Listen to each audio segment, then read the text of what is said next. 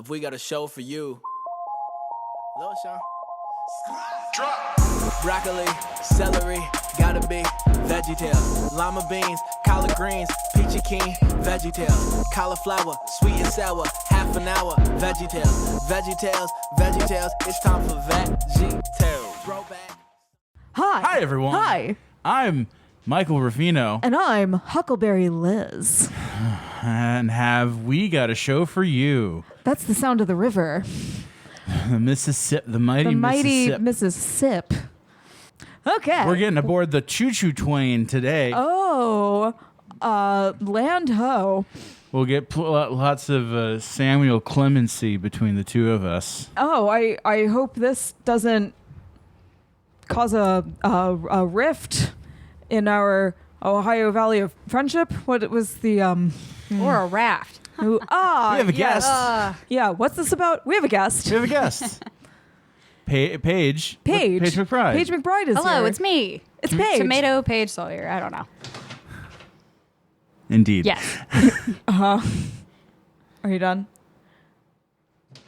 Not quite. Paige is here with us to talk about Tomato Sawyer and Huckleberry Larry Huckleberry Larry. and the big river. Big river. Their big river rescue. It's a big river. It's a big river. I learned a lot watching this episode. I did too, about jerky and friendship. And I like how I didn't know it was a Bible thing until basically the end. that's some VeggieTales for you. Yeah. So Paige, Yeah. Yeah. Hold on. You didn't know it was a Bible thing until No, today? I remember or? it being like a biblical show, but most of the ones that I watched were like very, focused on the Bible stuff. Okay. And then this one, like, it was like, I'm going to teach you guys about a story. And then at the end, it was like Bible verse. And I was Okay. like, oh, yeah. Yeah. I mean, there were also, we've talked about this a little bit. There were secular edits that were just like on like PBS or Yeah. whatever. So like, I think there's like a good sector of people who would watch VeggieTales and then be like, oh, it's a Jesus thing? Yeah. I do have a history with VeggieTales. which we should get Yeah, into. go on. So yeah, Paige, if you'll give us your history with VeggieTales or with faith or with both. Yeah. My parents, they put us in like a couple different like churches.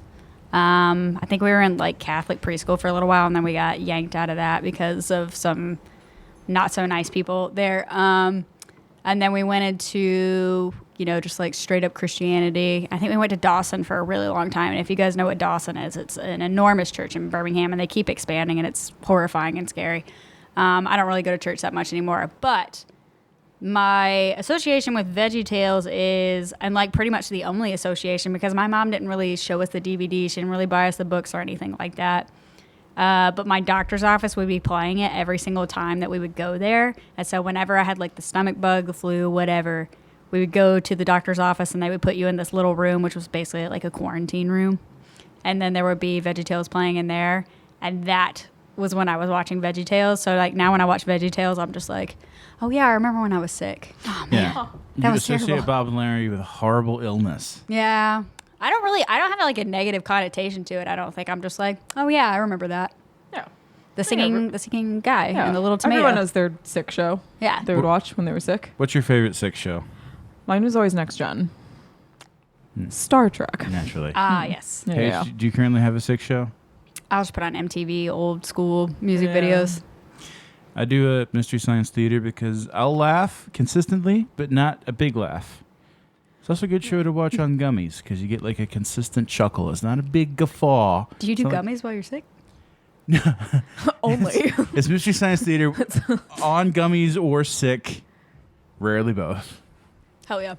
Yeah, no. Last time I was sick though, I had a really bad inner ear infection, so everything was making me dizzy, and I was trying to find something to watch, and I started watching I Parry Everything, which was a strange show to watch with an inner ear infection. I had to pause every 5 minutes because I was like, I'm going to vomit.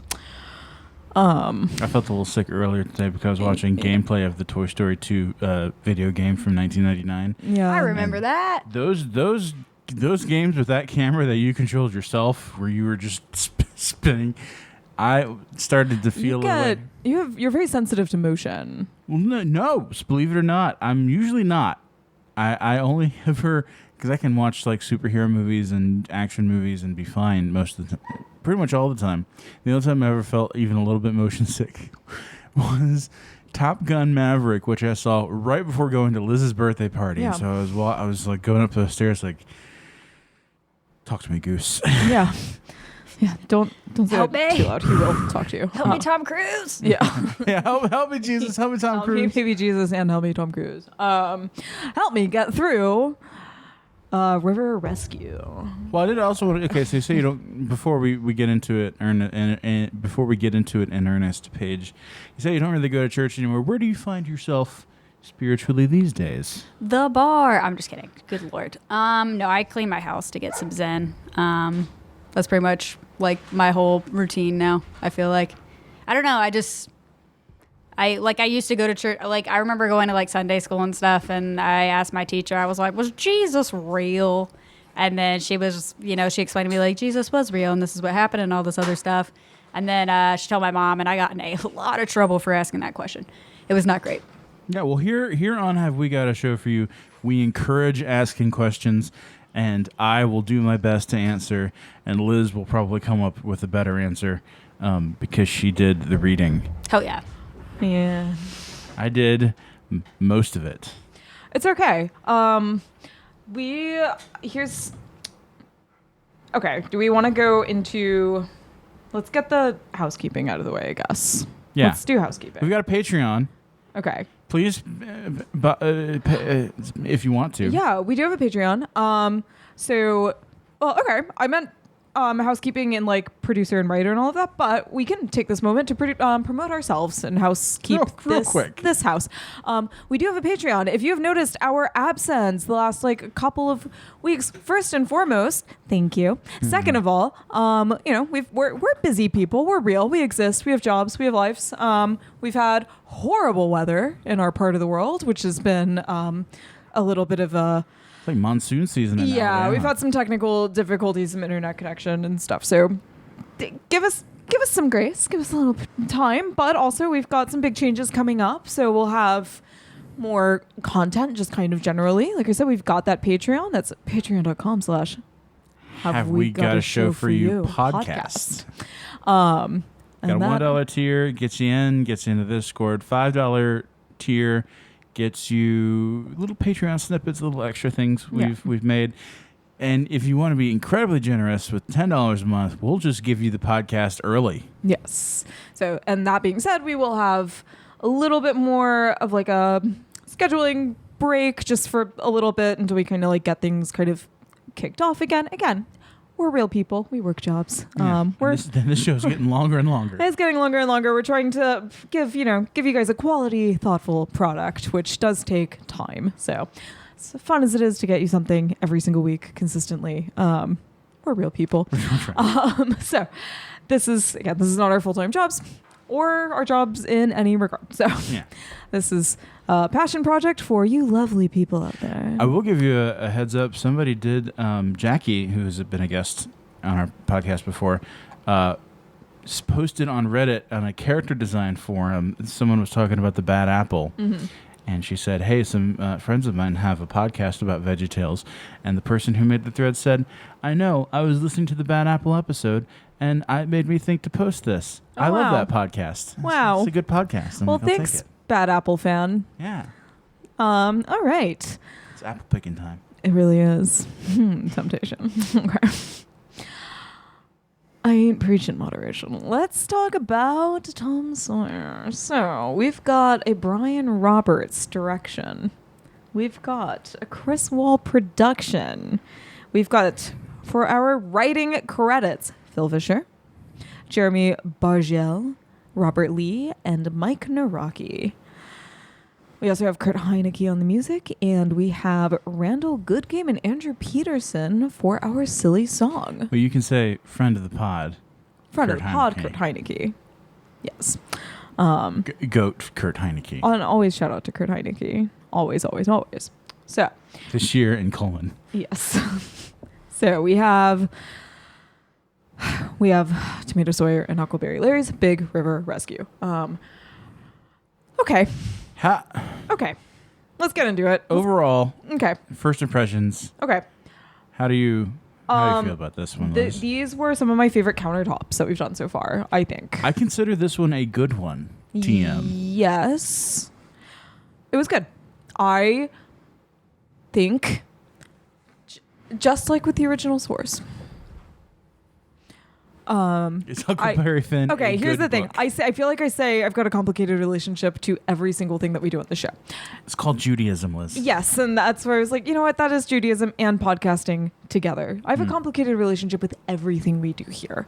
This episode in particular, I'm glad that it took us about 4 weeks to get to the point where we are now to like sit down and record this, because I had a lot to mill about and conclusions to come to. I'm glad I was able to marinate on this one for a while. It was, I am walking away saying, great, glad it's here.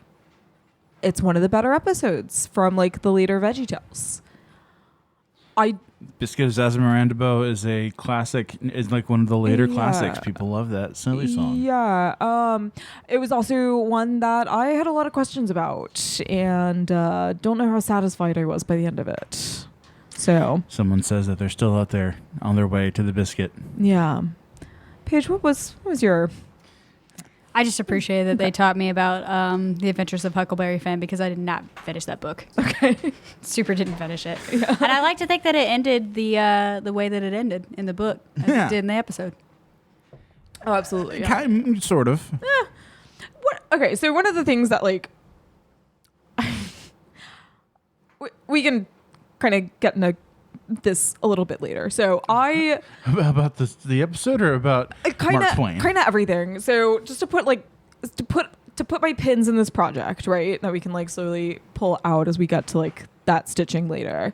So I did borrow Rufino's copy of Huckleberry Finn. This was a book that I read in elementary school, but it was a very abridged version. I was gonna say, you read Huckleberry. You people will read Tom Sawyer maybe in Yes. elementary school. You read Huckleberry Finn in elementary school. Yes. So I was the library kid, and we had all of the like Great Illustrated classics, and it was my goal in like second grade to read every single one of them. It was like a personal mission. I'd finished all the American Girl books, so I was like, what next? Great Illustrated classics, obviously, because there was like a Black Beauty mention, and I think Felicity, whatever. Anyway, Those old boring books for girls like Secret Garden, Anne of Green Gables. You know. Hey, Anna Green Gables books. boring books for girls like The Secret Garden. Listen. Or Anne of Green Gables. Horse books. Horse books. Excuse me, sir. Excuse. Listen. Junie B. Jones. Yeah. Boring books like The Secret Garden. Anyway. What did you read when you were a kid? Yeah, Michael. Sherlock Holmes and Treasure Island and What sh- comic books like Batman Whoa. Okay. So cool, dude. and Okay, Spider-Man. Okay. Could you say that Batman is in his own right kind of like Black Beauty? Perhaps that Joel Schumacher costume sure was a Black Beauty, complete with nipples. Mm-hmm. Okay. Contextually, I don't know how appropriate this conversation is. I used to read a lot of the Indiana Jones Choose Your Own Adventure books, which are Choose Your Own Adventure books You're so specifically cool, themed Michael. around Indiana You're Jones. so cool. You're so cool. You can totally say that Anna Green Gables and Secret Garden are bad books now, actually. Now that I know what you've been reading. Okay. I just remember in one of them you can accidentally have Indy be stabbed in the chest, yet if you pick correctly, he can still so survive. Violent. Indy- See, my girl books taught me about friendship. All right, Okay, they there's- taught me about life. They taught me about possibly my period. Straight up death in the Hodges books. Yeah. Are you there, God? It is me, Mark. Okay, you know what? Maybe A Little Princess is where my World War I obsession started. Okay? Let's maybe delve into that later, Listen, actually. I learned the lesson of The Princess Bride, which is sometimes a young boy can appreciate a romance story as long as it still has sword fights and giants and wizards and quippy dialogue.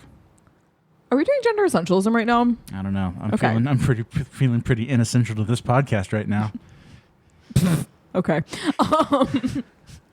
Sorry to Michael. hear that. All girls are princesses, Michael. Okay, just calm down. All women are queens. Ew. Okay. Slay Queen. You can be a queen too. Slay Queen. Yeah. Anyway, Huckleberry Finn. Finn. Okay, so I read the like great illustrated classic whatever in elementary school, and then I think later it was like, oh look, here's this book, because I would pick up the like actual versions of the books. I remember picking up Huckleberry Finn and taking it home, and I remember my dad looking through it and just being like, they just have this in the library still? Like, what? I was like, yeah, they do. And I remember him like flipping through it and being like, I don't know.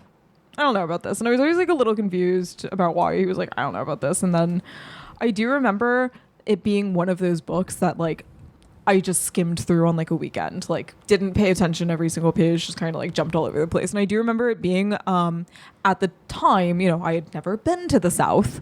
I did not understand, not that this takes place in the South, but the dialect that is used heavily for the narration. I remember being extremely confused by it and not being able to follow it and not being able to read it. Going back and reading it now, it's still kind of alienating for me. I'm a little more familiar with the tone and dialect. It's also one of those books that we come across on occasion where it was groundbreaking for what it was at its time. I can understand why it's in the canon. Yeah. I don't know that it is a necessary part of the canon anymore. I think it's important because of its of it in its time. Yeah. As a historical kind of. I also, when you were like, it's weird that you read it in elementary school, I was like, it was kind of like just a part of elementary school, like reading for a long time, I thought. But we had discussed also, so I went to school in like younger school in like California. So our education was our history education and our English education in particular was a bit different. So in the public school system I was in, we did more like Native American history and more California specific history for most of my schooling. So like you don't even get to like the Revolutionary War until like 8th grade in California middle school like history system. Like I said, we focused like all of 3rd grade, the entirety of it, our entire history unit was about our local tribes. So like it was very like we learned about the rancheros and we learned about how, you know, we learned about like the Mexican War of Independence. Like that was very much the focus. So like this history at the time that I had read it, the history of, you know, the Mississippi region during the time period, so late 1800s, like approaching the 1900s, that history wasn't very close to me.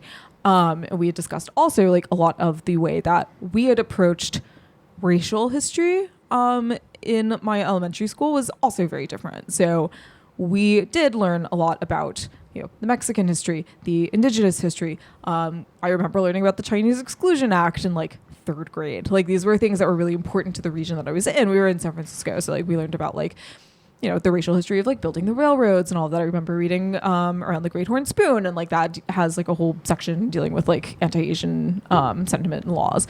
You know, me and Jackie Robinson was about a Japanese girl reading or learning about Jackie Robinson. Like that was our entry point because of where we were physically, just geographically. You know, we approached it very, very differently. So the story itself also didn't necessarily have the same impact on me that I think it does now. So like reading it now, I'm like, okay, I see where we're coming from. I see what we're doing.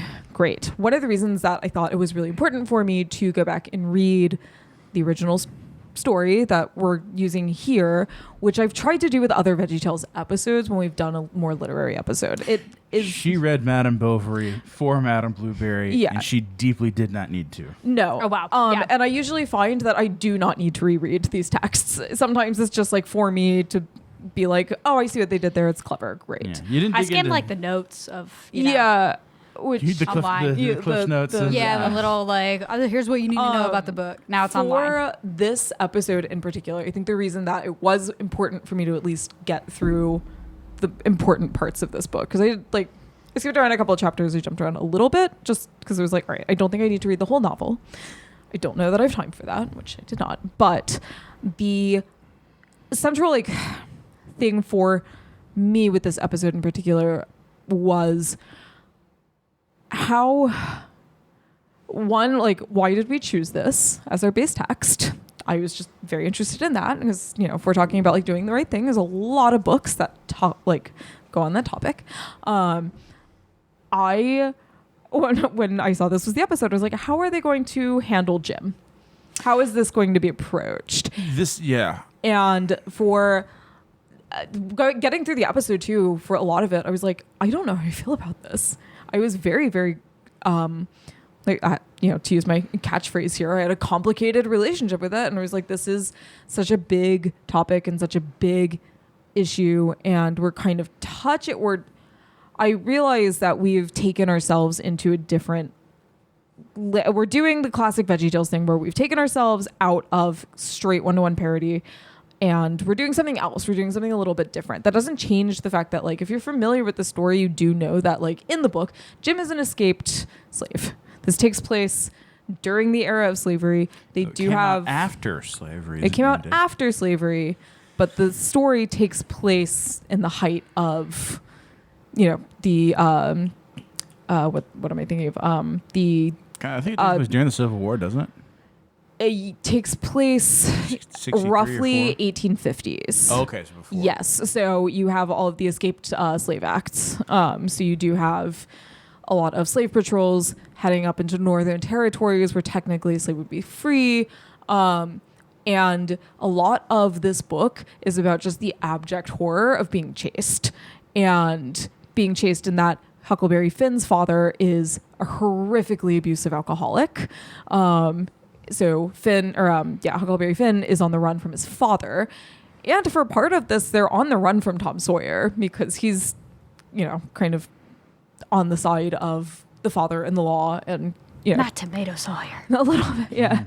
Which we kind of got. But also, like, you know, Jim is being threatened with being sold through the New Orleans slave trade. So he does have slave catchers hot on pursuit on his trail. So I think the thing that, like, set off some sirens in my head, and I was like, I need to read the book. And I need to, like, know if it's okay or not. What really, really, really got me, I think, was the part that was also very funny, is the character that's barking when he runs. Because I was like, the dog barks in this book are horrifying. They are sheer horror. So we're flipping that and making it something funny. Is that okay?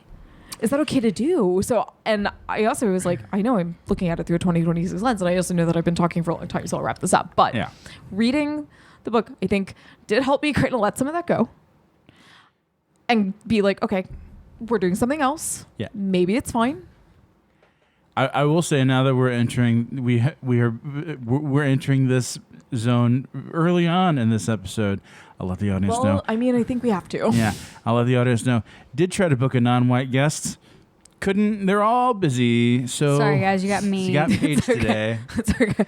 We're like, look, if we can't have a guest of color, we'll get the whitest people we know around the table. I am shockingly pale. It's ridiculous. Occasional trio. Except for my wrist right now because I got sunburned. Sunburn. What a fascinating sunburn. Yeah, I don't know why this happens. Okay. That's like an opposite of a wristwatch. Right? Yeah, it's only on my wrist. It hurts a lot.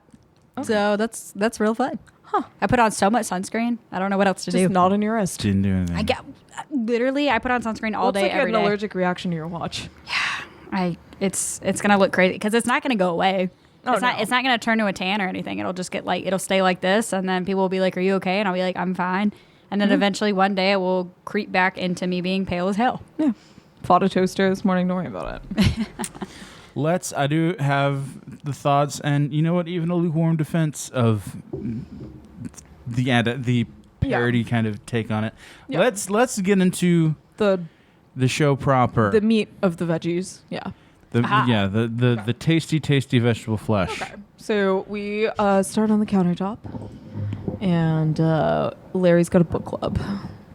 Where they didn't read and they mostly just eat snacks, which is my kind of book club, folks. Like the support group in Fallout.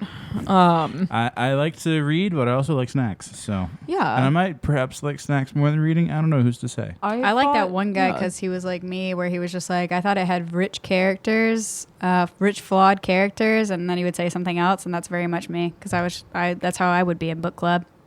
Thought I had great, rich, flawed characters, and I Other did stuff. love Mr. Lunt's little interjections into this. This, like I said, this is probably one of my favorite countertops. This was so real. This was very funny. This was It was also very Muppet Showy. yes. Yeah. I feel like the more they lean into the Muppetiness of VeggieTales, the better it is. Oh yeah. Which is probably bodes well for the VeggieTales show, which is pretty much the Muppet Show, but with VeggieTales. And I think I also like I just like any part where Archie is heavily featured. I Yeah. like that Archie's in the book club. Archie, Mr. Lunt, Yeah. You get the gang together. I think War and gang's all Peace here. got mentioned.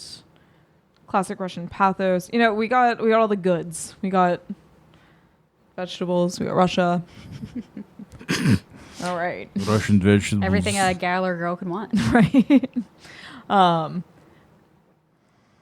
They Yeah. talk about how they read basically the Cliff Notes version. They got the of norms notes. Yeah. of the book, and they didn't actually. That nobody read it. I Yeah. was like, this is great. And I like that. I think on some of the other episodes where I've been like, all right, so we've got like this parody or like we're retelling whatever, but we're not like, how's this working? What's going on here? And I do like that they do start out kind of with our disbelief or our belief suspended. I think in some of the other episodes where they've done that at the end, they've been like, hey, wink, wink, nudge, nudge. And I think in this one, they start out a little more like, all right, here's what we're doing. Here's the we're laying the foundations here for like a little deviation, a little silliness, instead of kind of at the end just writing it off, which feels more intentional. As I know on the show before, we've had like a couple of moments where I in particular have been like, I don't know, it's a little bit of a cop out at the end to just be like, oh, that wasn't quite right. I think here, now that we're like, all right, no, we're starting it out not quite right, and I'm letting you know that it's not going to be quite right. So at the end, the payoff, there's more payoff. Yeah, they're definitely like, There's read a lot of books. stuff happening at the end. Yeah. Yeah. They're like, read the real book at Yeah. your local library. I did not read the end of Huckleberry Finn, so I was straight up just like, is there like a fair at the end of that one? I don't remember. No. So just fully off the rails. Yeah. I respect it. By the end, yeah. Yeah. No. I mean, there was no amphitheater. There was no Swedish. What was it? The St. Louis Fair? St. World Fair? Louis. I like that Meet we me in St. get a Louis, callback to Louis. that. Yeah, Meet me yeah. at the fair. Yeah. Yeah. And in one of the very first episodes, Jerry and Jimmy Gord are upon the apple pies, the Starship apple pies, and singing "Meet me in St. Louis," which was like a verbal tick of mine for half of my life. And then it comes back and it pays off. So like we're getting a little bit of a callback. I think they also got a little indulgent in some Monty Python-ness in this. So like if we're gonna go lumberjacking, we're also gonna like throw the Hollywood Bowl in there completely. Yeah, like why not? Like we're just gonna do it. We're just gonna go for it. I was like, all right, I'll accept it. I guess that's fine. Jim does have a happy question mark ending at the end of Huckleberry Finn. Yeah. You know, Yeah. in a technical Yeah. sense. That's Yeah. good. Yeah. Just like the guy in the episode. Yeah. Big Jim. Yeah, Big- I appreciate the non-use of slurs because I very much remember that from elementary school when Well- our teacher was making us read it. She was like, Yeah. "No, you should say it because that's part of the book." And that's just growing up in the South, baby. Yeah. Well, also my college professor said, "Don't say it."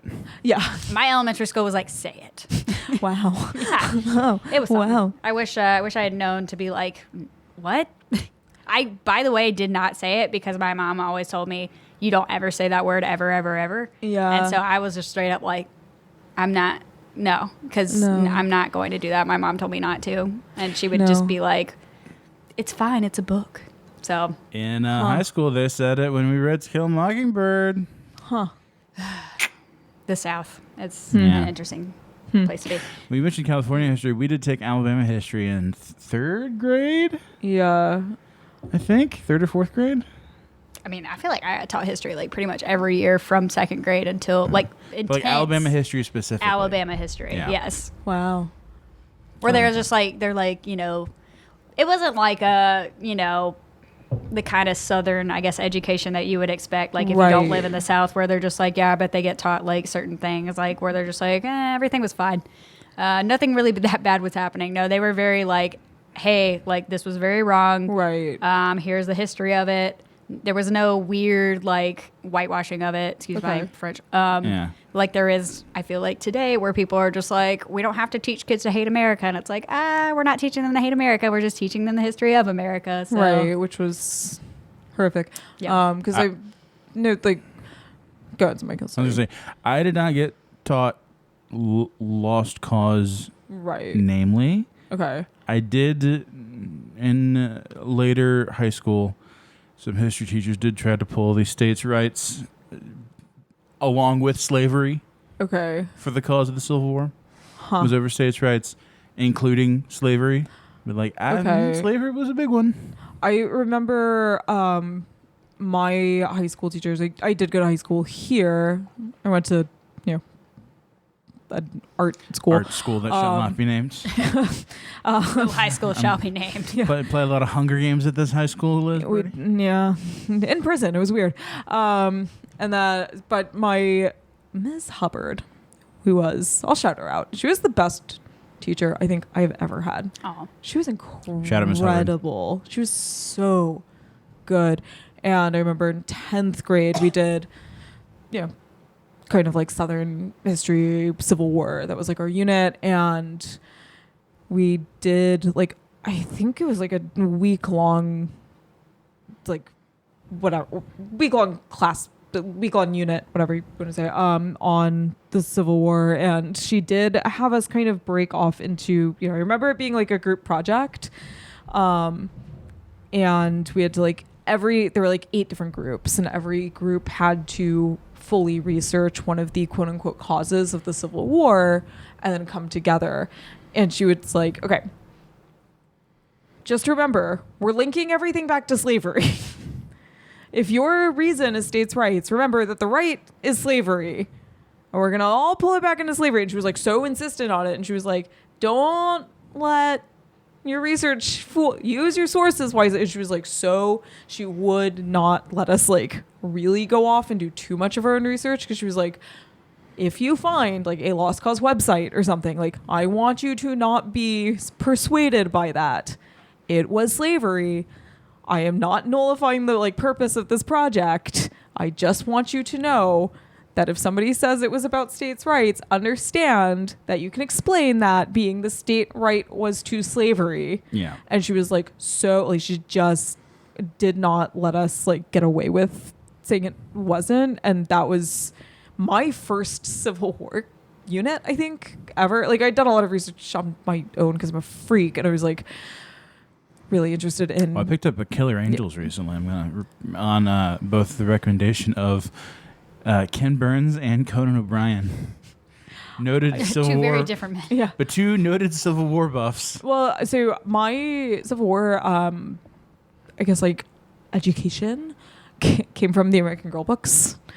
Naturally. And my dad read them to me because I remember reading them in kindergarten, and I was just a little too young to read them on my own. And I remember him reading he read every single one of those books to me. And he read me the Addie books, and I remember him just being because the Addie books get real.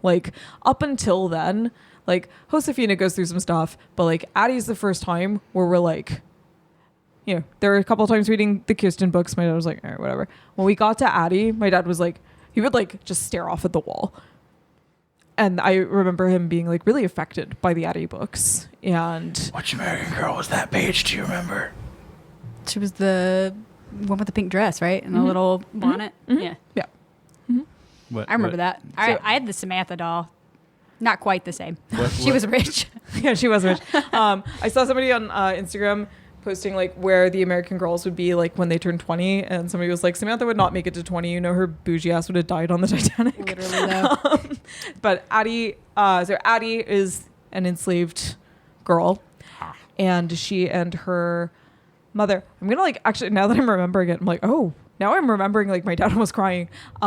There is a scene in the first book where Addie is saying goodbye to her grandparents and to her father. She and her mother are about to run off into the night with her baby sister because they're escaping. And she and the mother almost drown, and she saves the baby. And I remember my father just staring at the wall. and just being like, And you were how old? in kindergarten. And there's illustrations, and they're beautiful. They're the American Girl illustrations. These like gorgeous like oil paintings, like oil pastel like illustrations that they use in all of the books. And I just remember my dad like staring in his face. And like after that, I think that was when he was like my dad's has always been like really interested in like documentaries and history, whatever. I think we'd watched some stuff on the Civil War after that, just because he was like I said, I remember those books really hitting him hard. Yeah, I was gonna say, when I was in kindergarten, a fair amount of the books I read had Teenage Mutant Ninja Turtles in them. I was reading. You said I had boring little girl books. This is the stuff the girls were reading, Michael. Okay. Kirsten's best friend died of cholera, and Addie had to say goodbye to her entire family and almost drowned. Okay, yes, but what do you do when you get ooze on you? Wipe it off, Michael, and you keep going. We're girls. We got ooze on us all the time. Real Yeah. like a princess. We got ooze every month. All right. Yeah. Stupid. I literally only had the Samantha and like the Kit books, and I think it was because my parents were like, "Oh, these are too serious. Here you go. Here are the fun girls." I had Josefina. My best friend had Addie, and then somebody found like a Samantha doll like secondhand. So I did have Samantha. Yeah, see, I had no idea girls were reading like Beloved by 5. Oh yeah, no. The Addie books are intense, but Addie's story is really great because like she and her mother make it to Philadelphia, and at the end of all of the books, you also get like a section of real history. So they teach you about there's like the regular part of the book and then the appendixes, and it's got like pictures and everything. So they like teach you about whatever's relevant to the thing. So like Addie goes from slavery in the South, like deep South, to freedom in Philadelphia, and they follow her. So like the slavery part is only a very small piece of her story. There's 6 other books. She's only enslaved for half of one. But that was my introduction to American Southern racism. My father also, I think one of the reasons that like his relationship to race was always, he grew up in New York in the 70s. So like, northern New Jersey, New York area. So like he remembers the race riots, and he saw Malcolm X speak, and like these were really pivotal moments for him. And they lived in a black neighborhood when he was a kid. So like these were really intense moments for him, and approaching literature like this was always, because my dad, was the one who would take me to the library or whatever, and he would ask what I was reading and kind of look at it. So like my conversations and everything, my conversations with him as a kid were, I remember a lot of them really deeply. And like I said, this book in particular, I kind of remember him just being like, what is going on? Tell me about this book. Talk to me about it. And I think watching this episode that we will get into, I promise. How much of the American Girl stuff is going to become a Patreon snippet? Look, I will have an American Girl spinoff series. Yeah. Yeah. It's coming, Michael. Whether I want it to or not. Get ready. I was like, "Why are you gonna have comic books?" It is a comic book, if you approach it correctly. It's got pictures, Michael. Yes, but it doesn't have the Fantastic Four. All of them are fantastic, except Felicity. Who's She knows what she fantastic? did. Somebody who survived being enslaved. So Or cholera. I was going to say, or scarlet fever. I'm sure the All American the above. Girl books are about girls throughout history coming down with various diseases and overcoming them. Yeah, sometimes they get goats. But this, like I said, when I saw this episode, I was like, there was a little bit of whiplash. One of the things that gave me the most whiplash, let's get into it. Let's move past our Tomato Sawyer. background. Okay, so we start off after the little thing. We get a letter from a kid. We get a letter from Zachary Alexander in Glen Allen, Virginia. And he says, "Dear Bob and Larry, there's a kid in my school named Joseph," you don't have to name names, but that's okay, "who gets made fun of a lot. I feel really bad for him, but I'm afraid if I help him out, I'll get made fun of too. I guess I'm not sure if I should get involved. What do you think?" I think We've had a similar letter like this before. I was going to say, this has been a lot of our letters, especially recently. Are these letters real?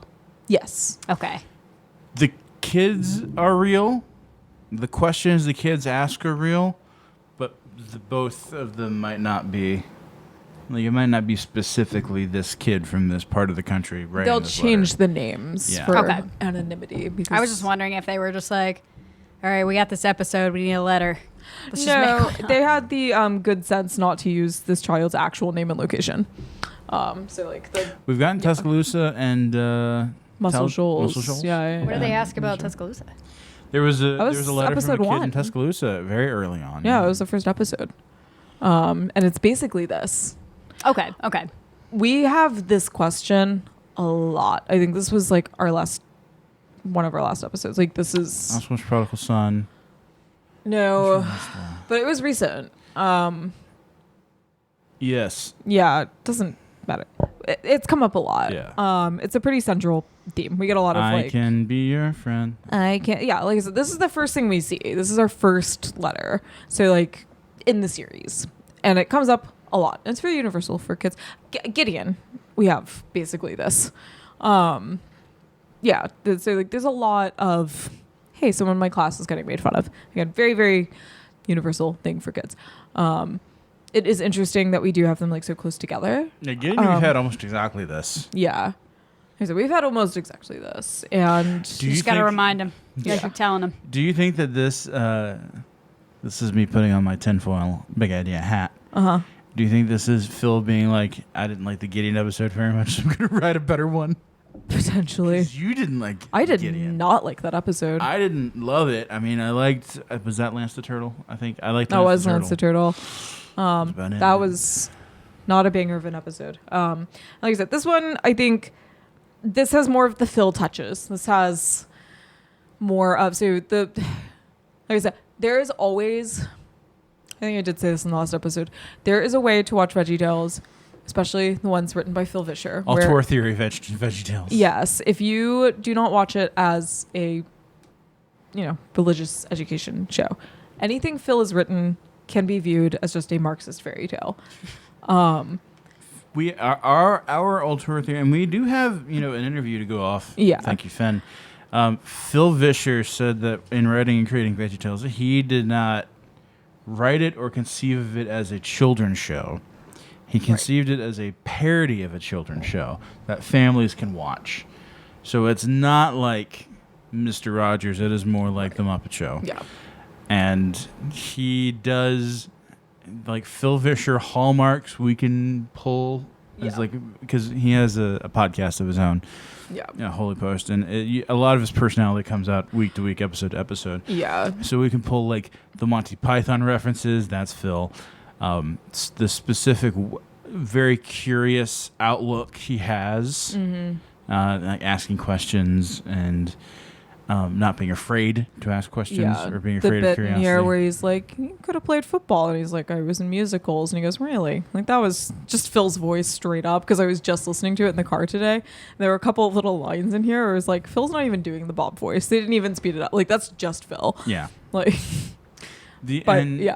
Like the silly sense of humor and the Muscatine, Iowa. That was Phil all over. Yeah. Because Phil straight up, that's where he's from. And the recurring theme, the way to know for sure, 100% that this is a Phil Vischer written thing, is there is something being said specifically about capitalism and the false idol of money. Yeah, consumer culture. Yes. Like in every single one where like we just get Phil, there is a comment on this consumerist culture. There is a comment on the way that money has power over us. There is a comment on just the capitalist machine at large. It seeps into The most Phil Vischer episode that we have was the Christmas special, where he basically wrote a parody of Toy Story, where the conceit is, what if Tickle Me Elmo was conscious and thinking, isn't it ridiculous that people are arguing over me? Yeah. It's like, what if Labubu's were alive and thinking that we were stupid for fighting over them? I remember Tickle Me Elmo so well and how dumb that was. I never got a Tickle Me Elmo, but I remember watching that story as a kid and being like, Yeah. you guys are fighting over a Tickle Me Elmo? Yeah. Yeah, there's always like the plot the Bob being kind of torn, like his attachment to the land that they might get and the actual like money, everything, that being the like ultimate choice here is so Phil. And that was another big thing, was that Phil says that in so Phil Vischer wrote a book called Me, Myself, and Bob, which kind of outlined his history in creating VeggieTales and creating this company, and then the company going bankrupt under his leadership, and him losing and thinking that he lost everything, and realizing that I think being convinced of an outcome can be an idol that we worship. Your dreams or your goals or your aspirations can become an idol that you worship instead of what God wants you to do, what you're meant to do. You can be sidelined from that, and you can kind of lose sight of the real goal when you become convinced of certain outcomes have to happen. Right. And like that's kind of going into the like we've also talked about before, the Jewish idea of like you don't get to know what heaven is. You don't get to know those things. Like there are certain things that like you are not privileged to know. And I think that the way that like humans in particular like conceive of their futures, like you can dream, you can plan, but being like, no, I have to have this land, I have to have this amount of money, I have to have like these things, like eventually that does consume you, and sometimes like you are not privileged to know what God's plan is for you. He says that when he's stressed out, he has to remind himself that the only reason I'm stressing out is because I've become devoted to a specific outcome. Yeah. Yep. And I'm like, yeah. So, sometimes when I listen, and I highly recommend the Holy Post podcast page, because I'll listen and someone, either Phil, Caitlin, or Sky, will say something that I've thought or felt and haven't been able to verbalize. Right. No, that usually happens for me with Caitlin, and then I'm like, they just, if there is any, I am so jealous of Caitlin Jess's brain. I say this a lot. I think this a lot. I have never seen, we went to the Holy Post Live and we did meet the hosts. And I have never seen Liz Brody intimidated of another person. And she's like my size. In my life. She could talk to Phil easily. She could talk to Sky easily. Well, Caitlin went back right before. We were like next in line to talk to her, but she had to go back. Yeah. Like, she didn't have time to stay in the meet and greet anymore. But I was like, I looked at Michael and I was like, I'm kind of glad we didn't get a chance to talk to her, because I was like, I don't know what. I feel like there's so much I want to say. I didn't know what to say. One day, Liz, like, if I book a surprise guest, it would be Caitlin, and I would just see you turn milk white. Yeah. You're like, don't do that. Yeah, no. Like, talk about somebody who can just like take an idea and like articulate it so well, and it just like makes so much sense. And it's something that like like I said, I did 4 years of a degree only for her to like sum up things that I've like turned into like months of research, and then she's just like, oh, here's one sentence, and I'm like, ooh, yep, yeah, that's it. That's why she's the third mic. Yep. Anyway, tomato so here we. Yeah. So yeah, we start. We go into our little story that we're gonna tell, and we start with Clark Wayne. Yeah. George is back from the thing. Yeah, we got Grandpa George playing Clark Wayne, singing a little song, and it's a good little song. It is a good little song. Yeah, I liked it. He's doing the little Southern old man voice. Yeah. I remember when. We have our Native American French P in the back. They clocked it, and they drew attention to it, and then they moved on. Yeah. This was the first part of the episode where I was like, because I immediately paused it, and I was like, if I recall correctly, Mark Twain's personal relationship with the Native American population was quite our beloved American author and wit Dear assist, sweet baby boy, Mark Twain, who's done nothing wrong and was so progressive and just so, like he was. He invented stand-up comedy, Yeah. He was like, he was like the the proto Barry Weiss. The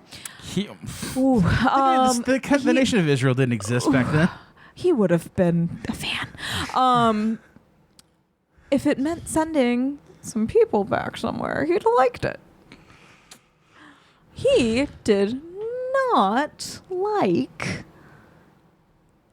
the people who were here first. He was not a fan. He thought they were a little dum-dum and evil. It is sort of like when you have wrote like a lot about it that we kind of don't talk about because we're all like, look, he wrote this nice Huckleberry Larry book where he's nice to his new black friend. Great. Oh, he's very much like black people are equal, but Native Americans are subhuman. Yes. Yikes. Yeah. Fascinating man. Yeah, well, it's really the Supreme Court justices who think that like there should be a white ethno state, but also the Native Americans own this land. Okay. Okay, Ruth. Ruth. What was it? Okay, Ruth Bader Ginsburg. Okay. Gorsuch. That's like that. That was our notorious RBG. Oh, really? She herself. Our Zadok. Shalom. Ruthie over there was like, maybe tribes don't have rights though. Calling you out, ma'am. From beyond the grave. We know what you did. We can see your voting record. I'm hearing about this for the first time. What's the name of this podcast? Have we got a show for you? Is the name of this one? We talk about VeggieTales. No. Listen to This Land podcast. It's on Crooked Media. It is a deep dive by Rebecca Nagel into it goes over a bunch of different Supreme Court cases. It talks about a very interesting murder case that led to a lot of land and mineral rights cases being like reopened in the Supreme Court, but it also talks about Indian adoption acts, and it talks about just the history of the Supreme Court and Native American sovereignty and lands in general in the modern era. It's excellent and drags Ruthie for everything she did when it comes to her very, very shockingly bad takes and votes on these issues that I will say shocked me to my core. And not that I was ever on the RBG bandwagon. That was never who I was as a person. She was still a public figure. I don't trust her, but it's an excellent show. If you want to learn more about that. We have hit an hour and we are at the boat with the Native American pea. It's okay. You edit, not me. Just kidding. All right. Okay. So we're calling Clark Wayne out from the beginning. And then some cheerleaders go by. What was he supposed to be, by the way? It's Mark Twain. He's Mark Twain. No, it's I get Clark Twain, but like, what vegetable is he supposed to be? Is he like okra? He's like a green onion. He's like a green thing. Maybe a leek. I was trying to figure that out. I was like, he's really skinny zucchini. Yeah, if you can't figure out what he is, it's green onion or leek. Like there's some sort of onion. Just a general shoot of some sort. Okay, so then we have Mr. Nezer returning as like an evil. So yeah, Mr. Nezer is here. They've got Big Jim entrapped for theft. So he's like an indentured servant at this logging situation. We get a little lumberjack moment, and they're okay. Yeah, this is making me think if we did VeggieTales to Kill a Mockingbird, would Mr. Nezer be like the Bob Ewell? Oh yeah. Who would be Atticus? Probably Bob. Archibald. Archie. Yeah. Archie. Anyway, all right. Sorry. Okay. We can't Dreamcast the anyway. The David Portnoy Skyline would be Boo Radley. Yep. Because he's yes, he would. Yes, he would. Ooh, terrifying. Standing behind that glass. All right. So we have this whole little this whole thing. Big Jim is Big Jim, a big Swedish man. Big Jim. Yeah, Big Jim, not the other thing. That's how you do it. I feel like that's how you just get around it. Was you get around Phil? A+, got her on slavery, Yeah. and If you've never read the book, it's definitely not Big Jim. it is not Big Jim. It's Big Yim. Yimmy. Who was Little Yimmy. So, okay, we get this whole thing, whatever. And then Why we is he go. Swedish? Is he always Swedish? I think it And was other just stuff? to really not do yeah. slavery, to get as far away from slavery That's as such possible. a deviation. I was just like, interesting. I Swedish. think, and again, here's where I always get tripped up is I'm like, okay, this is at the end of the day. I know that they said it's not a kids show, but like it's a show to like teach kids. It's like a lesson family in, show. like a minute, yeah. So like to go into slavery. with this- not which- with vegetables. I guess not. I mean, we kind of have. Yeah, well, not chattel slavery. Yeah, I don't know. Okay. Well, Big Jim is like in, what is it? They said it's a work camp or something. Yeah. It's like a convict labor. Yeah, it was Yeah. convict labor. He had like a little jail outfit on. Yeah, which Sure. is slavery, I guess. If Yeah. you're really gonna. Yeah. 13th, we're going to 13th Amendment. Mm-hmm. It kind of implies that he did something bad though, so I was just like, that's odd. Yeah. His only crime was being big. Yeah. Neither of you would know about this, but it's my learned and lived experience as a large Italian man with feelings. Yeah. Sorry, Rafina. It's all right. I'm okay. And all He he can wants, really relate to this character. All he wants to do is sing. All I want to do All is he wants to sing. do is like hang out with his mom and sing. Yeah. His mom also was not Swedish. Don't worry about that. Okay. Well, that was my mom. Also, he was wearing lederhosen, which I thought was okay. Whatever. Sorry. Yeah. It's polka. VeggieTales is partially polka. There is a lot of polka in VeggieTales. well, there you so yeah, no, it's just kind of like Yeah, that whole thing. I was just like, he's Swedish. He's wearing lederhosen. His mom doesn't speak Swedish. Okay, no, I'm there. yeah, I'm there it's with fine. you. They're entertainers. It's fine. It's show business It's I show don't need business. to. I don't need yeah. to poke holes in this. Okay, I'm glad those are the holes we're poking. So Well, we'll keep going. okay, so we get to Tom and Huck. They're homesteading, not escaped on an island. That's a good change. Yeah. Just Fine. And then we get another like tax joke. because and I was thinking, isn't there no income tax? And then Clark Wayne brought up that the income tax would be Which invented. was such a Phil touch. Yeah. Like, yeah, no, there's no income tax yet, so he's got an irrelevant business. But we're still going to leave it in because we need you to know that one, this Tom guy, total tool. Okay? Like, just.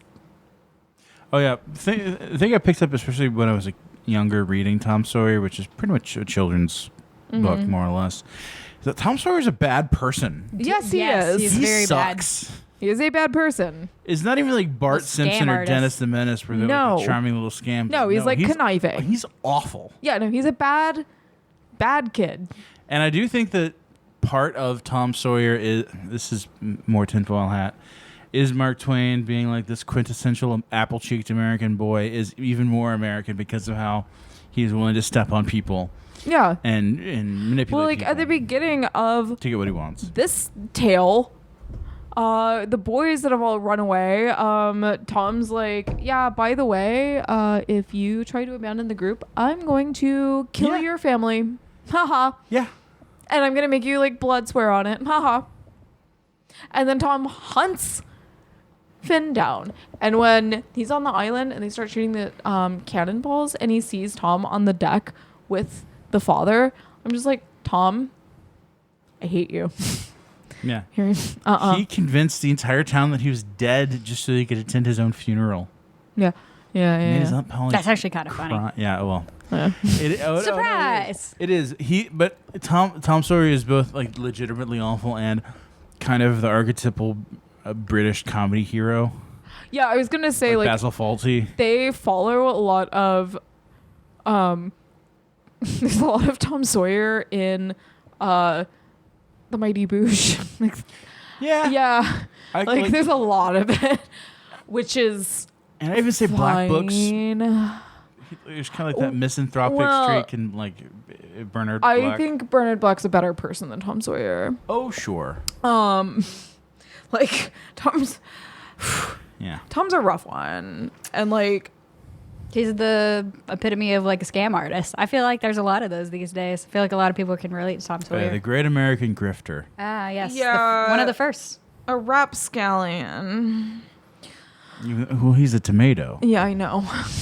And we get grifters later on in this story, but We we'll do. circle back. They're I will say I different, do but- appreciate the names. Those were very funny for me. Yeah. Huckleberry Larry and Yeah, Tomato Sawyer. But And his I do name is Tom. love the casting of Larry as Huckleberry.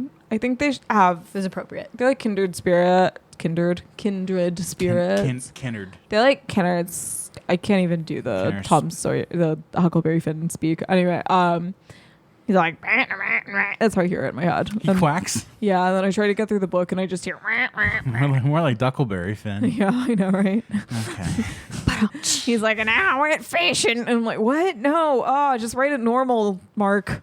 Don't write things out phonetically. Please. The whole book is just like. I can recommend, or I've heard good things. I have not read it yet, but it's on my ever-growing pile. James, the book James. Have you heard about Oh, this? I was like, who's. Okay. It's like me. It is basically Huckleberry Finn from the perspective of Jim. Oh, okay. That sounds great. I should read that. And I was like, oh god, this kid. Well, later I'm on. gonna get All rid of this It's not kid. that bad, I I'm guess. responsible for this kid too while I'm being chased. Yeah. Yeah, kind of. This kid is in his own little world. But This kid whatever. keeps acting like he's better than me. Right? Right? Yeah, then, like, I do like that Bob is smarmy this whole time. Yeah, because that's like- about a smarmy. Like, Bob can't be a full awful character like Tom. Yeah, but he can gets... get a little sarcastic. Yeah. Okay, so they're homesteading, whatever. They've got like a couple more days, and then they have an encounter with Jim, who has escaped. This is where we run into, and again, this was my first like uncomfortable laugh when Tom's like, "Where's your dog?" After Mr. Nezzer like goes to chase them, Tom's like, "Where's your dog?" And he's like, "Oh, we don't have a dog. That's Steve. He likes to bark." Yeah, that was like, that's really funny.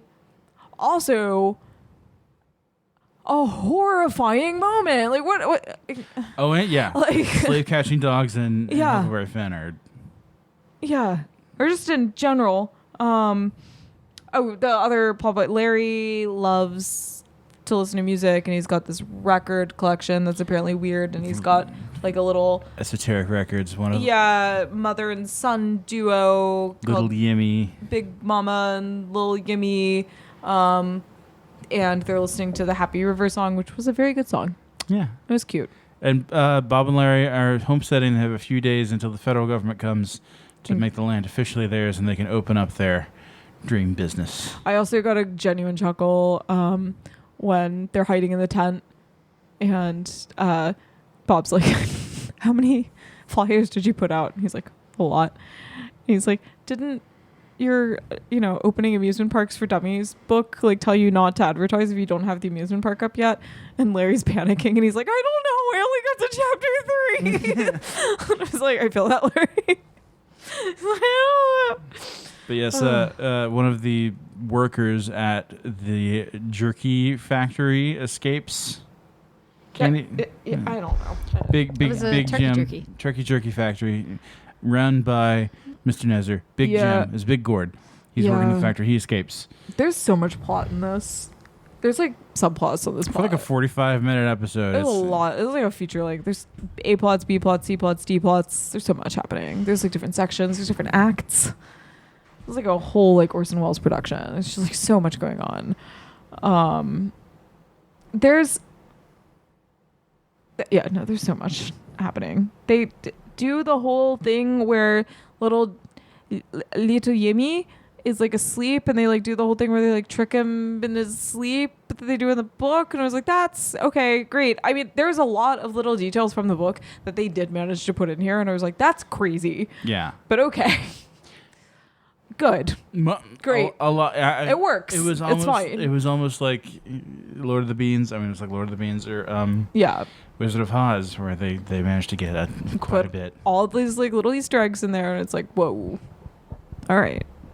I think too, like at the end, I feel like it was less sinister than a lot of the other ones. So it was like, I don't know, when they trick Big Jim in his sleep, like that's a wild part of the book. Like, okay, we can pull it off here. It's fine. It's Yeah. great. He sings his happy little song.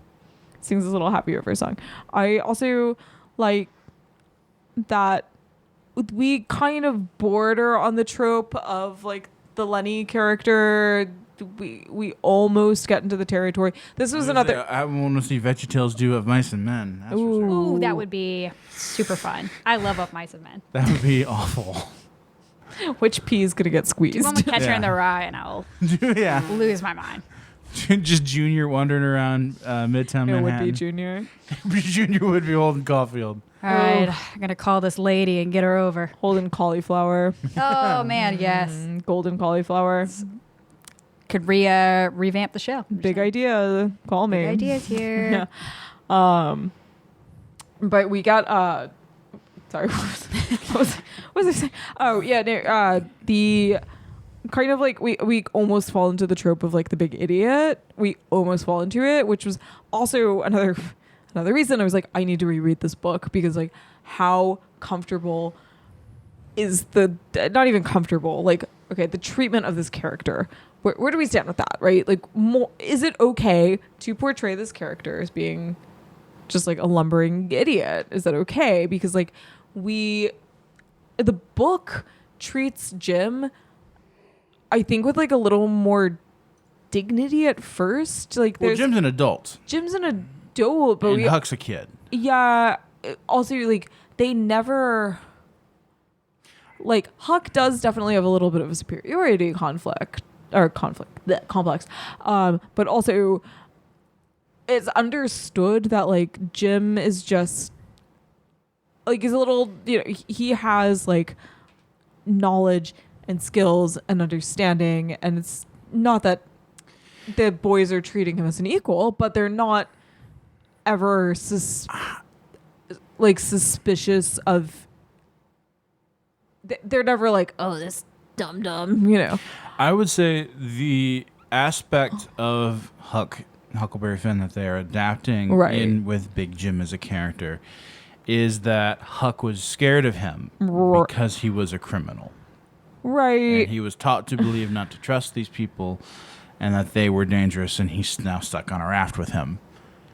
Kind of that aspect is what they are adapting, is that this person that you have been led to believe is scary is not, and in fact needs your help. I just think it was an interesting choice to make this Jim so like aloof. Yeah, I didn't super love that, because I don't know, from reading a little bit of the book, from what I remember from reading in like, you know, middle school and high school and stuff like that, I had always thought that Jim in the book was pretty skilled. He's extremely skilled, and like when Huck's on the island and he runs into Jim's like, oh yeah, I've been over here, I set up all this fishing, I set up all this hunting, and you're with me, we're good, we got this. And Correct me if I'm wrong, but I think Finn would have like starved to death if it wasn't for Jim. yeah, no, he would have. Yeah. And also, like, when Jim is still working for the widow and Huck is staying there, like, and he's worried about his father returning, like, he goes to Jim for help. So like, there's Jim is kind of the trusted adult in that situation, and he has, you know, it's implied that he is some sort of like practitioner of this religion that Huck and Finn don't necessarily understand, but they're interested in what his contribution to that, like, but they're interested in it, and they don't like treat it as like, oh, it's some weird witchcraft. They're just like, oh, cool, you're a witch, love that, that's great. Tell me Love things. that for you. Yeah, like, let me Love that for me. Can I pay you to like tell me if my dad's gonna come steal me or not? Like, because you know, and I trust that you know, and I think that's awesome. Great. Like, and it's the widow who treats Jim like he's stupid, and Huck has like some self-reflection about it, and he's like, no, like, this guy does like magic. He's cool. Like, he knows stuff that you don't know. So like Jimmy, little Yimmy, being again just kind of this like big, like, ooh, right, the part where Tom Tomato Sawyer is always like, so you do know what's going on. He's constantly checking in, like, what's going on, and he's like, yeah, no, I know what's going on. I was like, okay. Like I said, it was just a weird. Oh yeah, you're gonna drop me off at this place, and then you guys are gonna get a ticket to drive back up, or like ride the train back up. I did like that they were like, okay, yeah. I think they simplified it just to be funny for jokes. Yeah. Yeah, at least it was. If I'm a kid, I'm like, all right, whatever. Yeah. If I'm me, I'm like, huh. And it doesn't detract from the moral. It doesn't. You know. No. So yeah, they come up with this plan to drop him off in St. Louis. They get pursued. They meet the Duke and the King. I did like with a bit when they were like, "There's no royalty in America," and they're like, "You've never been to the South," and I was like, "That's true." Yeah. And I do like Jimmy and Jerry Gord is the Duke and the King. Yes. We get our silly song. It's a good one. So real quick, Yeah. Biscuit of Zazamiranda the Biscuit of Zazamiranda bow. Yes. How do we feel about it, I love when Archie takes the stage. Paige? I was very confused about that because I did not realize. Okay, so I also just don't realize there are like little songs in between these things. Yes. Like I was like, how does this have to do with the story? And then they were like, it's a silly song, and I was like, Yeah. indeed. It is sort of like now for something completely different. Yes. It's the Terry Gilliam's like illustration. And now for something completely different. Exactly. Yeah. And now you're gonna get he's gonna get abducted by a UFO, and then like this is like the little intermission, and like I said, I was like, what does this have to do? Oh, yes, okay. No, Archie Biscuit is of just. Zazamiranda bow. I love this just like over the top like queen who just is just an old stage queen who's just like, oh, my moment. And I'm like, you have that moment, Archie. You do it. I love him. I love him so much. He's like my favorite. I love Archie. I love when he's doing his Archie stuff. I think like my notes every time he gets to do anything, I'm like, oh, they let Archie be back on his BS. Yay. Like I love him. He's my friend. I wrote, oh, good, Archie. Archibald asparagus. Archie's here. What a and now for blessing. the part of the show where Archie comes out and sings a silly song, and it's ridiculous and delightful, and we've all been on this road trip with these people, and it's... I'd like a half calf hazelnut latte, hold the phone. Back in the day where Starbucks jokes were very funny, and my favorite was when Larry was like, I'm going to get goldfish food. I don't have a goldfish, but I'm thinking of getting one. I don't want him to be hungry. I was like, that's A good owner right there. Yeah. Preparation is key. Mm-hmm. Yep. I was like, good for you, Larry. So that's, and then they get there, and Jimmy and Jerry have eaten the biscuit. Can't Ha believe ha it. ha ha ha. Punchline. The aristocrats. Yes. You know. Yes. Ha ha ha ha. Yeah.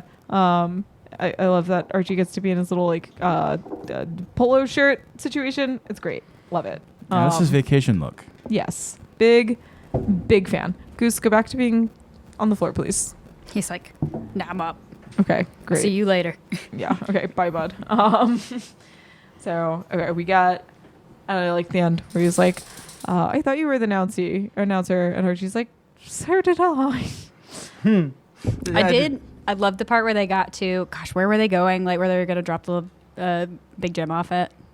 I can't remember what the town was called. Muscadine. Birthplace of Yeah. Phil Vischer. Where it was in Phil Vischer. Iowa. Yeah. But they were like, even the babies have the little like, Yeah. you know, alarm he's thing, like the little beware rocket. the babies. Yeah. And I was like, oh, they're teaching them racism early. Yes, yes, they are. You gotta be taught. Got Hate to be other taught people. to hate Swedes. Or I could be like reading into that too hard, but I was like, that's an interesting point. Yeah. No, it's a very Phil point. That's very Phil. You've got to be taught to hate other people. Yeah, I think It's an actual song. I learned about racism from South Pacific at an Yeah. early age because they did it as the musical in the high school that was Oh. next to the school that we didn't have. We had an intermediate school that was just 4th and 5th grade, Mm. so it was right next to the high And school. they did South Pacific. And in high school they did South Okay, Pacific. okay. And so It's we like a learned middle school South Pacific Junior. well. When you had Junior. South Pacific Junior, please just wash your hair. Just like, yeah, that's okay. Interesting. Barley High. Anyway, Barley High. I haven't watched South Pacific in so long. I'm trying to like. Movie night with Yvonne. He's gonna love it. Is he? How does he feel about World War II? Well, he's gonna love it. Okay, so they get to the town and everyone rats them out. Tom is considering turning him in for the reward money.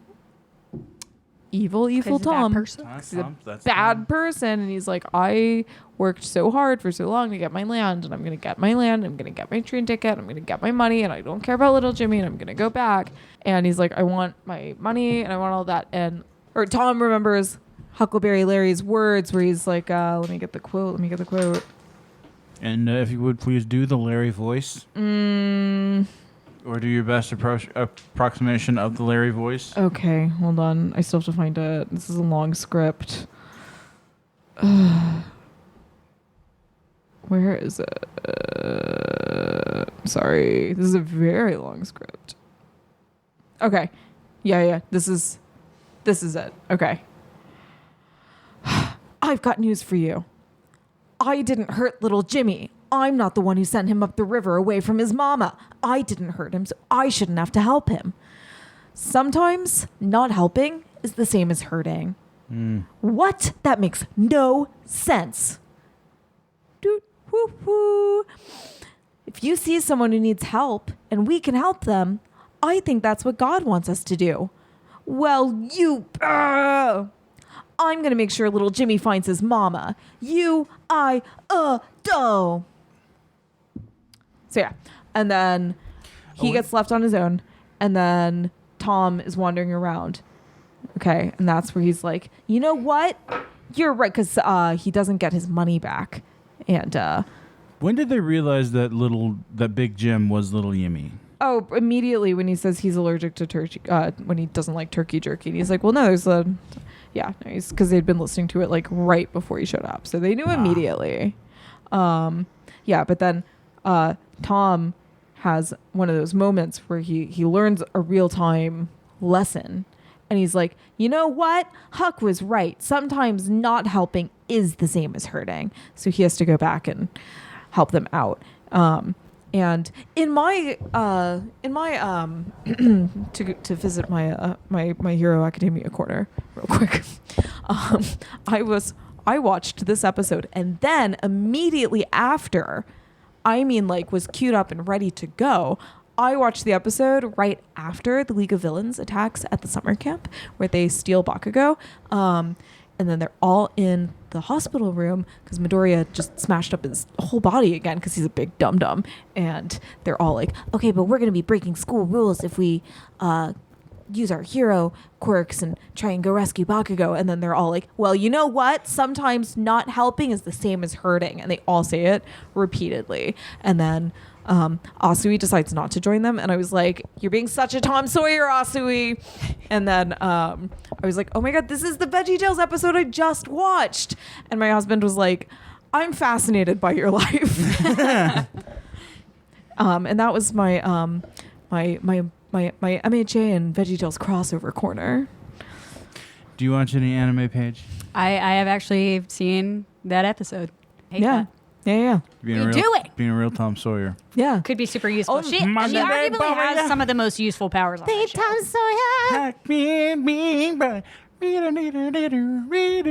Your Getty is a little too low. Yeah. That's okay. Well, we can't all be Getty. All right. No. I am shocked that if we can get a Love Shack reference in the last episode, no Tom Sawyer in this one. I'm sure they were all like, no. Absolutely not. I feel like Phil Vischer was a Rush boy. I don't.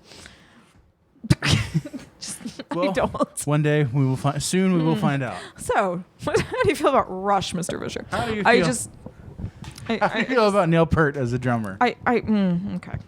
Well, how do you guys feel about that that lesson where it's like, not helping is hurting? Oh, that's true. I agree with that, but to a certain extent, I'm like, yeah, but I also got to take care of myself sometimes. You can't always be a helpful person. Not always. Well, sometimes it is a detriment to you. Do you know who helped humanity at the ultimate cost of his own physical body? Jesus Christ.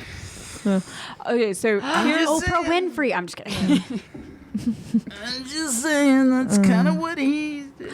Okay. No, I totally get that. But, there are times where, like, I've been talking to my friends and they're like, hey, come over to my house because I, like, need you to help me put together my bookshelf. And I'm just like, I have work at 8 a.m. in the Yeah, morning. no, you can do that. Oh on yeah, your no, own. that's like no. That's Yeah. just silly. We're talking about like in a good Samaritan situation. This was way different, obviously. Yeah. Should help little Yemi get back to his mom. If one of them was like, I'm being hunted, Yeah, yeah. I'm actively being hunted. I'm like, all right, that helped you out. I know, but I got to be at work at 8 a.m. Yeah. I wish you hadn't. No, there's like definitely.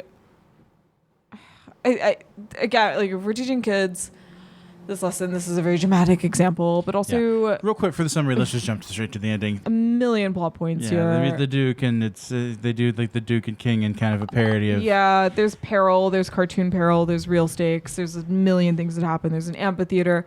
At the end of the day, Mama and Jimmy get reunited. Yay. Mr. Nezer gets the tables turned on him, and it turns out he's corrupt, and he has to go work his chain gang now because Yay. He is now working prison labor. Yeah. Don't you wish that was how it always ended? And then for- like Yeah. they like Terrible get their people. homestead, whatever. And then at the end we get another like funny little book club piece. It's a good episode. You should Yeah, go it's a watch good it. episode. Okay, go watch Go the wa- episode. go watch it. That's gonna be me being a lazy host. Go watch the episode. Do we have a Okay, Qwertyverse? we do have a Qwertyverse. And so what we learn applies to our lives to learn. God has a lot to say in his book. It's like a Norm's Notes version, which is funny at first. You see, we know that God's word is for everyone. And now that our song is done, we'll take a look.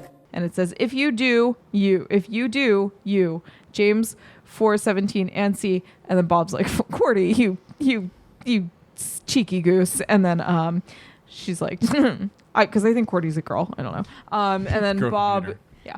Bob is like, apparently canonically Qwerty's a boy, which, no, he's not. Okay. Qwerty is a trans woman, and I will stand by that. Okay. Bob says, James 4:17. If you know what is right to do, but you do not do it, you sin. Well, there you go. There you go. Indeed. Okay. And, Yeah. you can't argue with that. Yeah. Yeah. No, I mean, like, There's no debate on this one. We're just like, yeah. And I even would go as far as to say, you would agree the moral is well told?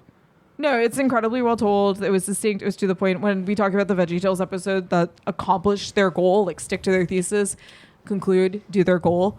Absolutely does not lose its like line of thinking, does not lose its plot. This is like top 3. Like this is what we're telling you to do. Here you go. When we're talking to the kid in the letter and he's like, I don't want to get involved in them making fun of Joseph. Like, no, get involved. Like, don't let them beat up on this kid. Like, what are you doing? Yeah. If By you law- are witness to it and you do nothing, Herschel's got a lot of quotes about that. You got to get in there. You got to do it. You got to Okay? get really good at insults. Don't physically fight anybody. Just make fun of them, and you'll always win. That's what I learned. But, it's Or you can physically fight them. yeah, evil only You wins. can, when but you good might men get do beat not- up. Is it evil? Sometimes- only? Probably not Michael, but Oh, okay. me. Yeah. Big Jimmy. Was it evil only prevails when good men do nothing? Yeah. Is that Is a, it Spider-Man or Batman? I thought that was about the Holocaust, but all right. Oh, dear. Well, we were talking about comic books, and here I am embarrassing myself. Also that. It's okay. I think it was in Mouse. I do want to make sure that was what that was about. I'm looking up the quote right now just to make sure. Yeah, no, it's, I think that was Anne Frank right now. Aha. I should read more. It's okay. She's in the next Marvel movie. Are you serious? No. Okay. Maybe. I don't know. And I Frank, don't brand even. new I day. can't even tell what's like what they're. I don't know. I feel like they come up with crazy Doctor- ideas all the time. Doctor Strange opens a portal to Anne Frank's room and Because you think Captain America and Anne Frank would have gotten along? no. Hey, no. No. Captain America is Jewish. No, he's not. No, he's Steve not. Rogers? No. No, I'm thinking of There's BJ. a Jew named Rogers. Thinking of BJ Blazkowicz. Never mind. Get out of my house, Michael. The Wolfenstein games are all great. They are. No. No, this is very much like, By the way, the quote was by Edmund Burke, so no, it's not about the Holocaust. Oh, wait, who is that? Edmund Burke is What the was it in worst. reference to? Edmund Burke. It's so funny that is his quote because he was one of the worst people who've ever lived. Just hands down, just an evil man. Like how did he go from saying that. I think the whole Okay, quote. well, the no, whole now quote. Reuters is telling me that Edmund Burke did not say this. Okay. So, Okay. is the evil triumphs and good men do nothing. All right, who said this? We're going to get there. I believe in us. They said it's similar to something that John Stuart Mill wrote, but that's not exactly what John Stuart Mill wrote. This quote has to have originated somewhere. I'm telling you, it's a comic book. Well, did JFK quote many comic books? 'Cause I don't. Was it JFK? JFK is quoted as having said it at one point. No, I think a lot of people have kind of said it. I think. With great power comes great responsibility. Right. I think it's just it's It's true that Edmund Burke has Like- said it, but a lot of people have said things. I do think that it comes okay. People do The be saying full John Stuart Mill section, it looks like it was a paraphrasing. I think that Yeah. I've seen. Yeah. Okay. So the John Stuart Mill paraphrase is: he should know that bad men need no better opportunity than when good men look on and do nothing. That's a good point. Okay.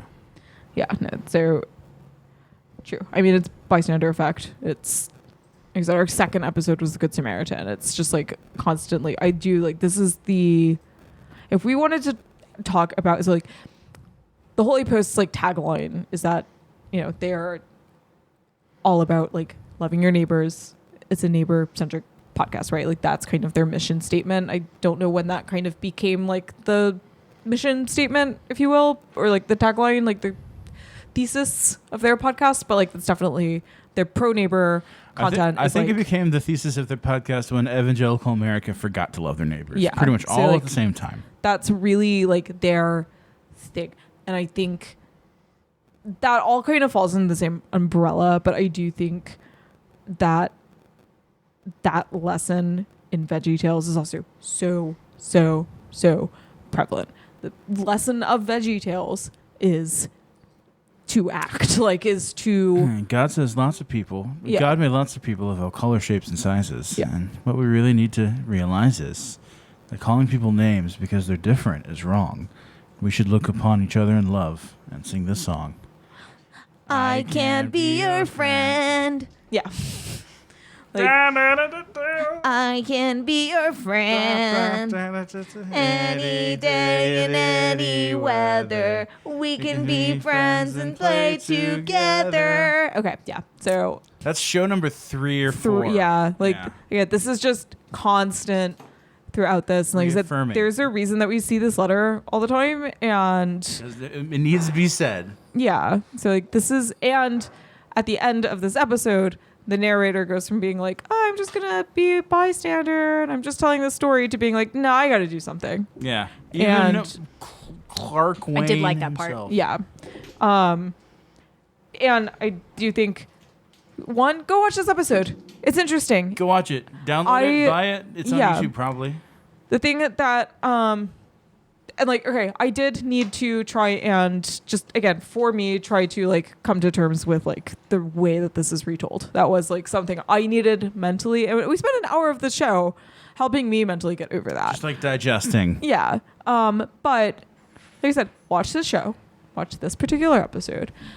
And I think in this world that we're at right now, where we find ourselves, I think there's a lot of what can I do going around. There's a lot of hey, the world is like collapsing around me, and like there's so much so much death and destruction, and we're like ruining our environment, and Kevin O'Leary is like trying to kill us all, and like everything's just like, what can I do? What do you do? Because sometimes it does feel like if you stand by and do nothing, you are actively letting the world slip through your fingers. I know I feel that overwhelmingly every single day. And then every single day when I'm like, I don't know, I'm going to like not shop at certain stores, and I'm going to like hang on to my clothes a lot longer, and I'm going to like do everything I can do within my powers and their little baby steps. It doesn't have to be as extreme as, potentially giving up my homestead property.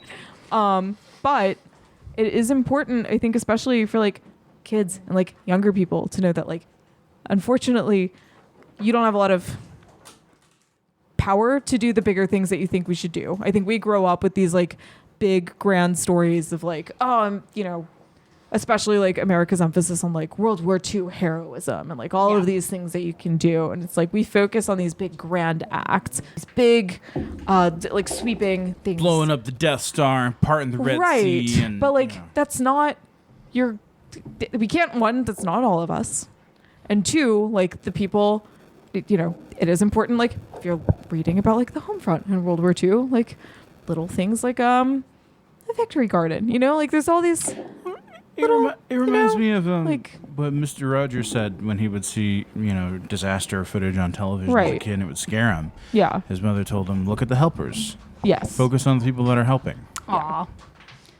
Also, you can do big stuff if you want to. Look at the Albanians right now. Yeah. Right. Little guys can do big things too. Exactly. Little guy can do big things. Okay, and it's fine. And you can do. I don't know. I do think that the message, other than just like, yeah, you should help. Something as small as like helping out the weird kid is gonna like, I don't know, solidify patterns in your life. And it's that initiative and it's that integrity that's like really important, and understanding that like even if I think with Gideon we went into a little bit more where it's like the message of that wasn't necessarily like that you need to be that kid's best friend, but you need to like smile at them. Yeah. And just be treat the kid like a person. Yeah. Just show somebody some because we're all persons. Yeah. With just different interests. Yeah. A little bit of respect goes a long way. You don't need to invite them to your house that day, but you can be like, get to know them. You want a piece of chocolate? At least be nice and at least be decent. Yeah. The love your neighbor as I have loved you, as Jesus says. Yeah. That kind of deep, unconditional, forgiving love that I think this world needs more of and has needed more of for at least 2,000 years, probably longer, probably the whole time.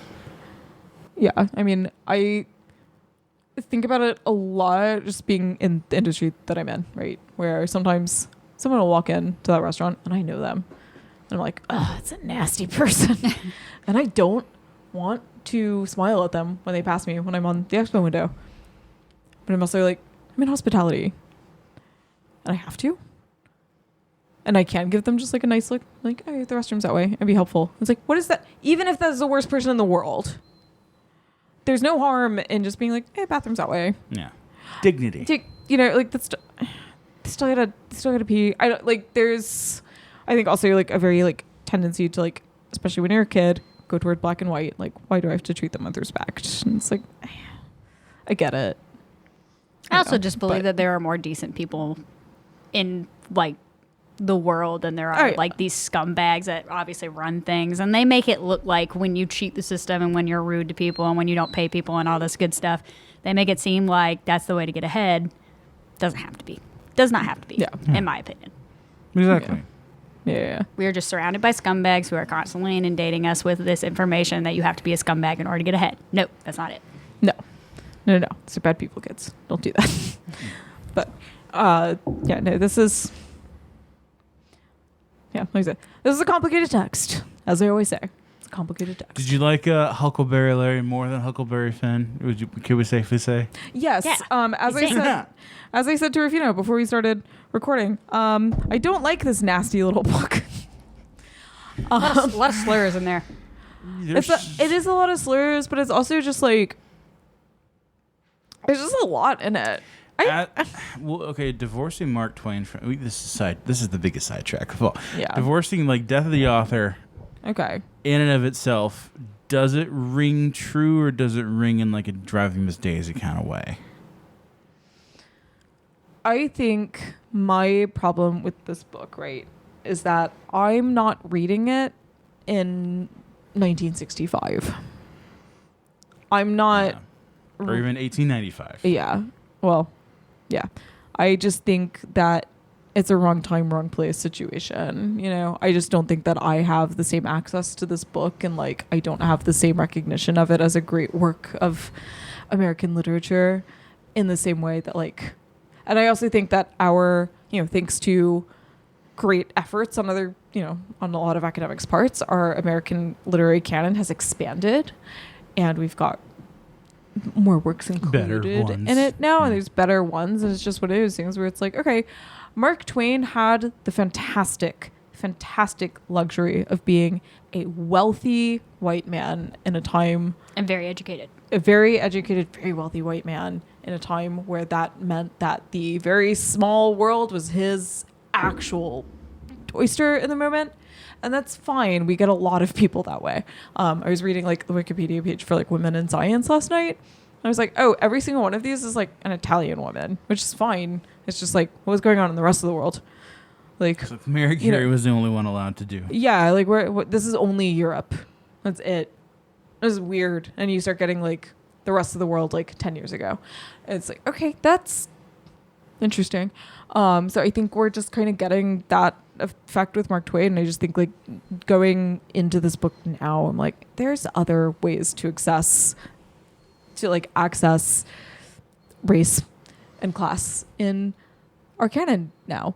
And like I said, I just think that I don't have the I don't have the golden ticket to this book that is reading it at a different It's place sort of, and time. if I might compare Mark Twain to Gene Roddenberry, Okay. Yeah. progressive for ahead of its time, for the time. progressive for 1890s. Yeah. You get far enough away from the 1890s, Yeah. it becomes Yeah. dated. Like I'm watching original series Star Trek now for the camp. I'm not yeah. watching it to like learn my life lessons for real. The very progressive, very far-seeking for 1965. Right. Yes. They still have a Russian character who thinks that Shakespeare was Russian. You know, Yeah. like yeah. okay. Like, there was sort of Russian. It was Russian adjacent. Yeah, no, it's like, I think we've got a lot. Like, there's more and more examples of that. It's like when I read, I did a semester on Gogol, and it was just like, I don't know, man. If I was reading this in 1920, might be doing something different for me, but now I'm just like, who let this little man publish? Like, what is this? This is a terrible little story full of terrible little people doing terrible little things. Like, they can't all be weird, experimental, but also completely about America in every way. Books like Moby Dick, you know. Also like didn't whales? finish Moby Dick. yeah, Do you like whales, Liz? I've No. read Moby Dick so many times. Do you have? I gotta admit, Would you like some incorrect information about whales? Let's have it. I love.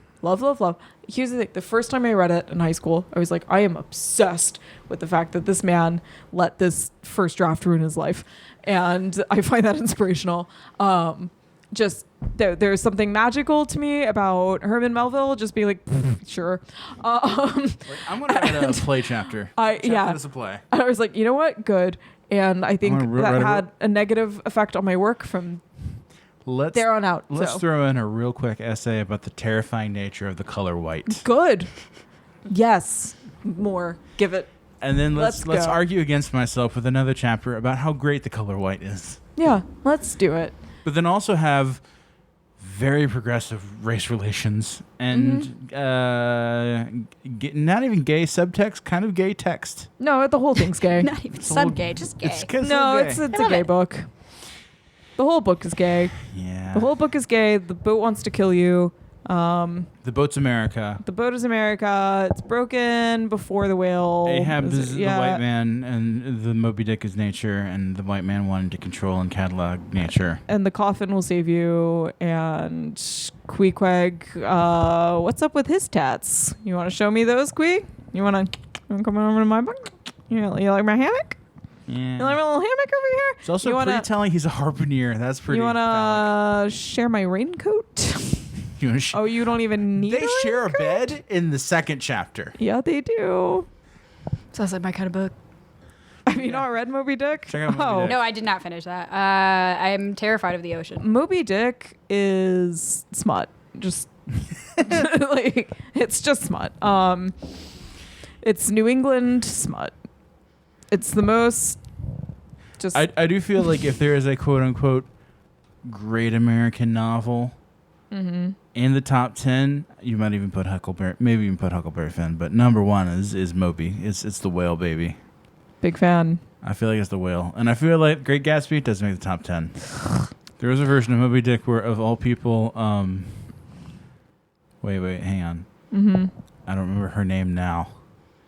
But at the time, Eddie Izzard played Captain Ahab. Susie Izzard? Mm-hmm.